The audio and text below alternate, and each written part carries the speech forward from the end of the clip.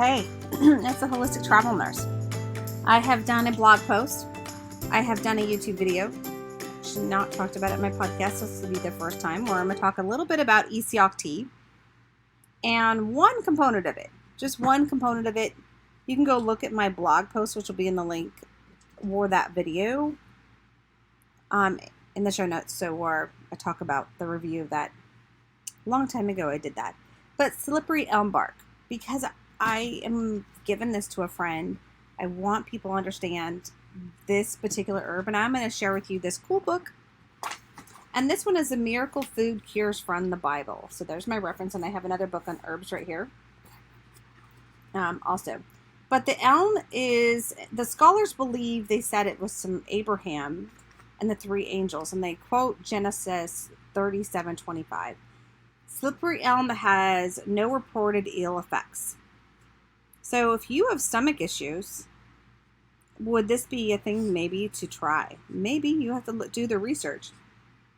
It usually soothes the mucosa containing cells in the bark of your stomach. So when the bark is in a little powdered form, which is the way we get it, you can take it in capsule form, or you can add it to a tea and inhale it. It's kind of swells up, but it's a lubricant effect.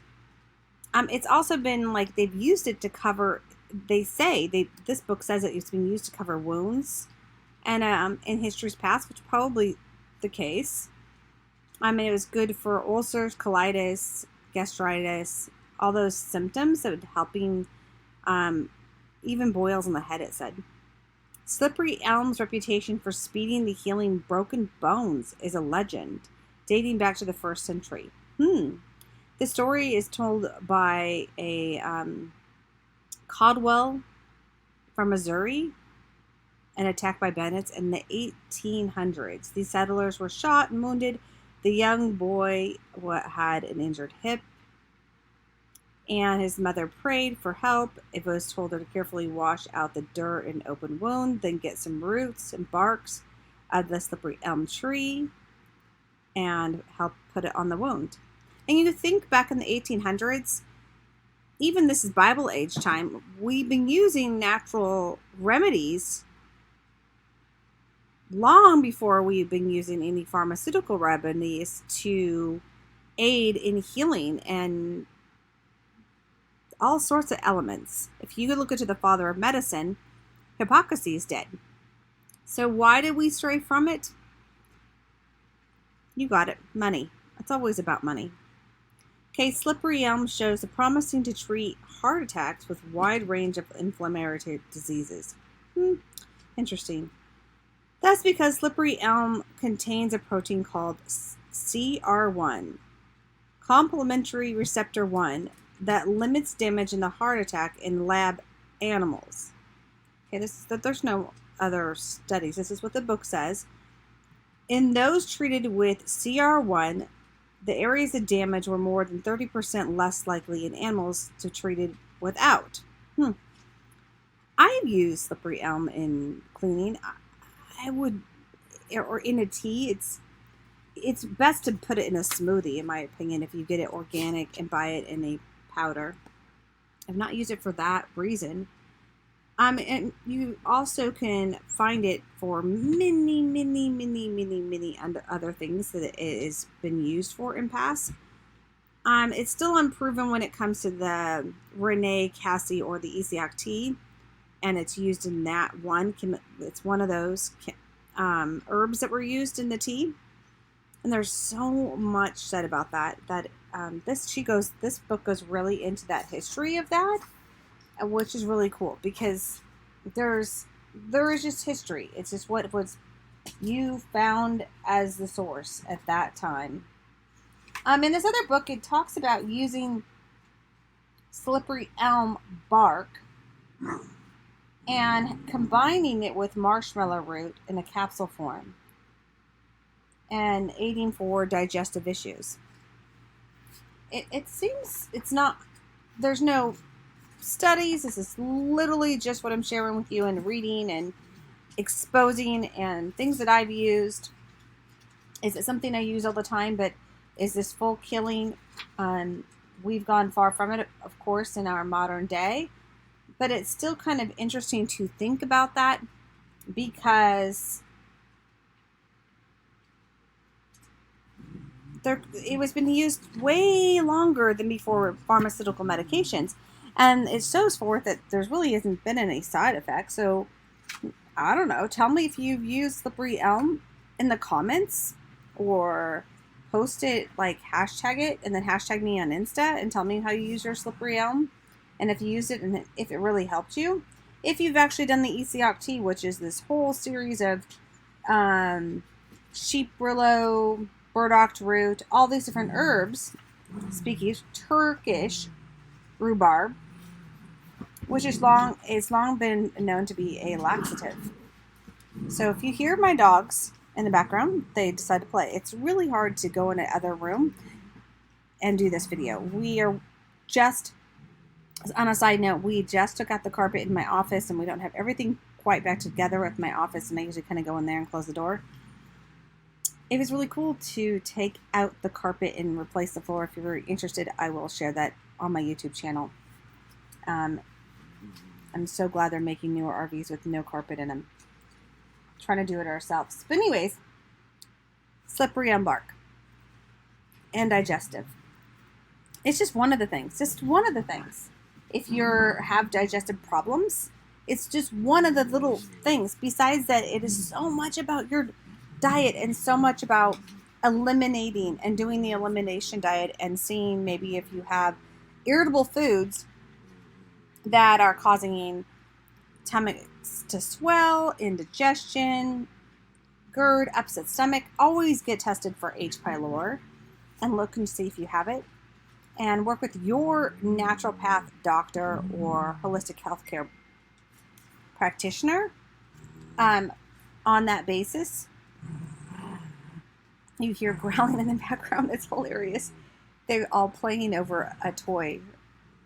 This is my day in the life with dogs. I'm going to tell you about a couple other herbs that are super healing to the gut, and when it comes to different type of things that are when it comes to gut healing. So constipation, a lot of it your diet and you're not getting hydrated well enough. But rhubarb, like we just said, that is actually really help with constipation. So, but what if you have a problem with diarrhea? Then maybe you should not deal with and have so much rhubarb. And I think there's all these different families of rhubarb, the Turkish rhubarb, all sorts of kind of different rhubarbs. If you have diarrhea, there's a whole bunch of other herbs that are also helpful in taking and aiding with. I'll list a couple of those below. If you have the upset stomach and combining with it, like I said, the marshmallow root, licorice root has a lot of. I'm going to do a whole episode on licorice root. I just find it super fascinating when you read about licorice root. And super fascinating when it comes to like studying some of these herbs. And knowing that, okay, there's no blind study on this, no blind study on that. That's because medicine is so messed up. I'm reading another book you can ask me in show notes about. I'm not going to put it in the link, but I'm reading this book, and I think it's kind of truthful to how messed up in the U.S. when it's like science, and it's all who has the money and putting whatever research in, and whatever pharmaceutical or company is backing whatever product. It's just not purely based. And so as a nurse, we all go evidence-based, but we forget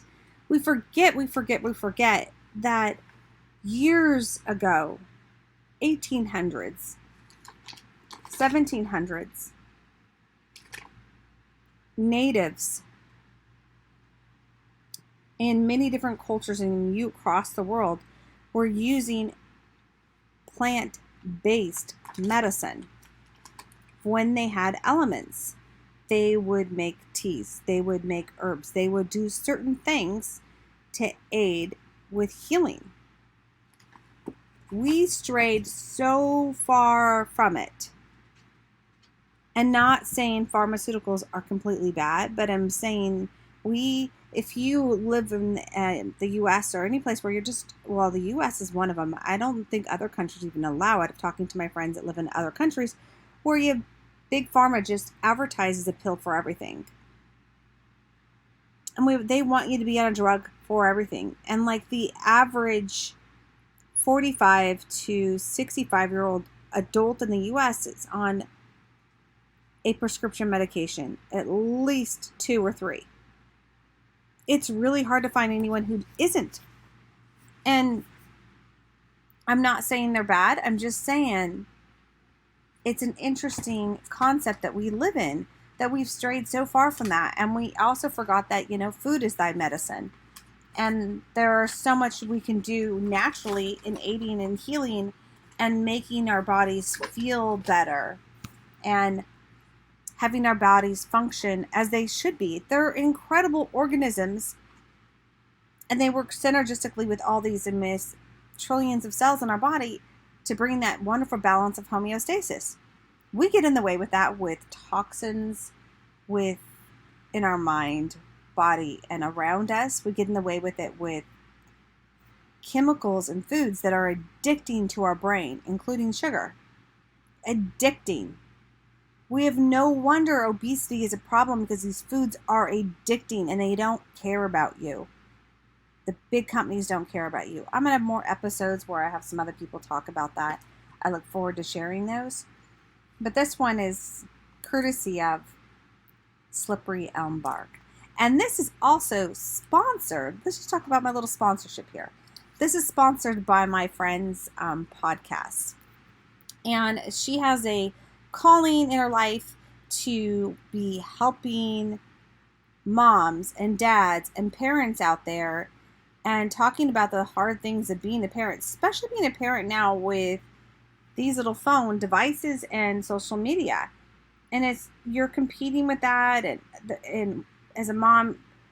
So this has been sponsored by my friend, the Cozy Web or Cozy Womb podcast. So you'll see the show notes to go check out her podcast. Please go check out her podcast, especially for mama. Go see her conversations. Go be on her podcast. Go listen to it. If you're a mom that's been suffering right now and trying to get through it, hey, it's good to get encouraged by what you're listening to and feeding your mind. Not only do we need to feed our bodies, but we need to feed our minds. We need to fill them with positive, upbeat, encouraging things. That's why the Bible says about being in the Word. And so it's important to what we watch and what we filter through our eyes and our minds. And there's so much negativity right now. It even seems on social media, people will talk about something on Facebook, and I can't scroll Facebook very long without getting irritated, so I stopped. I have to, if I want to go on my Facebook, I have to go to the groups that I like and comment or post in those groups. And that's like literally all I've been able to do in Facebook. I'm very little on Twitter. Instagram, I find it's fun. I don't know how to use TikTok. I think I get addicted to the fun videos of people making in TikTok. So I have not done it because I don't want to be realizing for half an hour I've been watching these incredibly people skate or dance or do something crazy on TikTok. I want to use my time wisely. I want to know that, hey, God, you gave me this time and I'm using it wisely, and I'm using it hopefully to aid and help you. And I hope that you are feeling aided and helped with my podcast and my YouTube channel, my blogs. I hope that they are helpful for you. I hope that they've sparked interest in you to taking care of your health naturally, that there's not a pill for everything. And you need to pursue your own health, and you need to get educated about working with a health coach like me, or finding the best way to kind of boost your immune system, or whatever your target issue is. Maybe it's your digestion system. Maybe you're going to go get slippery elm bark after that. Maybe you're like, never heard of slippery elm. It's funny because I talk to nurses all the time and other nurses, and they're like, no idea what I'm talking about when I talk about herbs or oils or natural things. They're just like, oh, I just take, well, I can't think of even some of the drugs out there, a Zofran, or I will just take Pepto-Bismol. I don't put those things in my body. My body has to break down those chemicals, do something with those bodies. There's a band-aid for what's going on. And slippery elm is not healing anything. It's just a helpful aid. Your body wants to heal. But if you're feeding your gut and your microbiome crap, you're going to put crap out. And you got to think of the trillion cells in your gut. And the standard American diet, oh my goodness, is just aiding and feeding the wrong bacteria. I really love doing a gut cleanse. There's some products that I really find that are helpful for thinking of your bacteria in your gut as a garden. It needs to be uprooted sometimes and then replanted with some good stuff. If you're a kombucha drinker, you like your fermented stuff, you're eating the proper things that are kind of aiding in healing your gut, great. I am so proud of you. You probably do better than me. Actually, kombucha tastes to me like beer, and I don't like beer, so they need to make it taste more like wine. But there are some incredible things to giving your body some incredible nutrients, and you realize those little microorganisms in your gut are so important to your gut health. And having tight junctions, I'll do a podcast, I think, just on that. But this one's dedicated to a nurse, Renee, who didn't give up helping people. And this was like in the 1900s. And this is one little component of that, slippery elm bark. And I wanted you to be like that. I want you to never give up. I want you to be resilient, and I want you to be amazing when it comes to pursuing your health and feeling the best in your body. I know a couple days ago I was just feeling slum and low in energy, and I was just going, I'm off. Am I off in my water, my sleep, in my nutrients? I realized I was eating way too much gluten, and I was like, I gotta back the train up and back off on that gluten again. I think I'll do an episode just on the harm of gluten. It's just, I'm not saying don't, unless you have celiac disease, don't touch it, but there are a lot of people who are gluten sensitive and don't even know it. I was one of them. I did some gut repair, and now I can eat some gluten. That's me personally, without swelling up so bad. But maybe my gut's not swelling, but my body's acting up, and it's showing other ways that, hey, you have been feeding me crap, and therefore I'm not going to give you the energy because I'm having to deal with that toxin. And it's not necessarily a toxin, it's just I'm gonna have to just do a whole episode, a whole thing on gluten and everything I've read about it and understanding it, because I didn't get it when people would talk about it, so I had to explore it more myself. So I'll explore it with you guys here on the podcast. I will talk about that more. I feel like I'm rambling now, and I thank you that you guys are listening to this and you are pursuing your gut health, and maybe you've done slippery elm bark in a smoothie. Maybe you do a green smoothie every day. Maybe you do something amazing little for your mind, body, soul, and spirit every day. Hey, tell me what it is. Tell me your little trick. Maybe you have like a healing thing that you want to share with the world, and you need to tell it on this podcast. I have so many incredible interviews of people that didn't give up and are using some natural approaches to restoring balance and healing in their bodies. And I think that's so amazing, and it's so encouraging. I love hearing the stories, and that's why I put it out. You're not alone if you're suffering. And if you've been suffering with major gut issues for a long time, realize it takes time. Be gentle, be kind, and be loving to yourself. And that way you can let it flow out to others around you. I hope that you check out my sponsor, all in the show notes, and that you are using some amazing herbs or oils everyday life, and that you are pursuing